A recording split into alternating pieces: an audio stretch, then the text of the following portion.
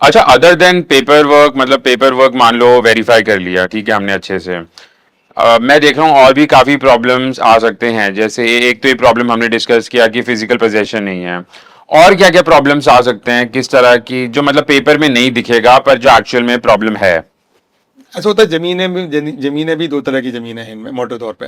एक जमीन होती है दादालाई जमीन, एक होती है पट्टे की जमीन, जो सरकार ने बाद में भूमिहीनों को पट्टे किए गए थे। अब पट्टों में भी देखा जाता है कि जमीन किस तरह की है। जैसे गोचर की जमीन है, इसके पट्टे माने, इसके मुआवजा नहीं मिलता है पट्टों का। आप जमीन खरीद भी लोगे ना, आपको मुआवजा नहीं मिलेगा।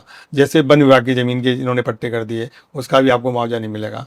कुछ तालाब की ज़मीन है, शोर की ज़मीन है, तालाबों की ज़मीन होती है, उनमें कुछ में मिल जाता है, कुछ में नहीं मिलता, उसमें थोड़ा सा डाइसी रहता है।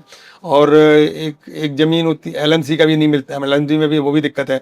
सिर्फ बंजर की जो ज़मीन होती है ना, उनके पट्टे कामयाब हैं। यदि वो बंजर की ज़मीन है जिनमें पट्टे किए हैं, सरकार ने पट्टे किए हैं उन लोगों के, तो वो ज़मीनों का मुआवजा उनका मिलता है।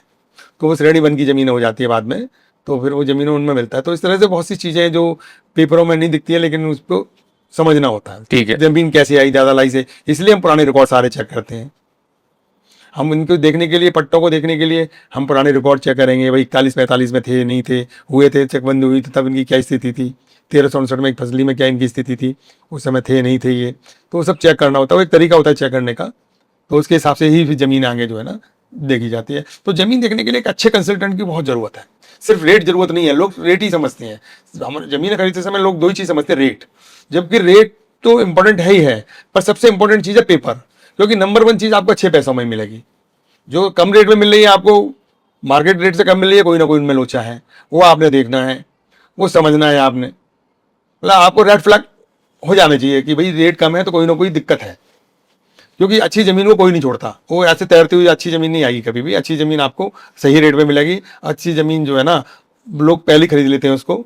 जो अंडर प्राइस कोई चीज़ आ रही है तो उसमें कहीं ना कहीं कोई ना कोई इशू है, जो उन्हें हमें समझना है। मतलब अगर मार्केट रेट में 35 लाख रुपए बीघा जमीन चल रही है, कोई अगर 30-32 की भी दे रहा है तो कुछ ना कुछ इशू है। हाँ, चेक करें, जरूरी नहीं है हो, पर लेकिन चांसेस हैं।